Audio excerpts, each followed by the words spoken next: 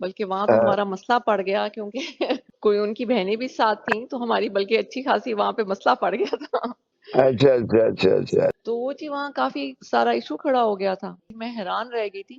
پھر میں نے زیادہ مناسب سمجھا ہی نہیں کہ میں ان لوگوں سے زیادہ بہنوں سے بات کروں. بس میں نے خان صاحب کو کہہ دیا کہ جی میرے تو سارے کیسز وہی کریں گے اور آپ کے جتنے اب ہوں گے جو میں نہیں سمجھوں گی کہ اب یہ لیٹ ہو رہا ہے تو وہ میں انہیں کو دوں گی.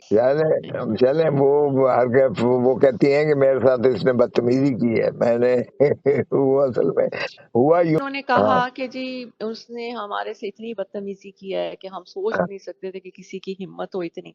تو میں نے ان کو آگے سے یہ کہا, میں نے کہا ان کو کیا ضرورت تھی کہ یہ تینوں اٹھ کے ان کے آفس چلی جائیں. میں نے کہا یہ کون ہوتی ہیں پوچھنے والی. کہتی نہیں ہم پوچھنے گئے تھے کہ آپ نے یہ والی زہر والی لائن کیوں لکھی ہے. وہ جس طریقے سے بول رہی تھی میں نے کہا آپ اس طریقے سے مت بولیں. تو وہ جی کافی بولی, بہت زیادہ بولی. تو میں نے خان صاحب کو کہا جی نہیں بس میرے وکیل وہی ہیں.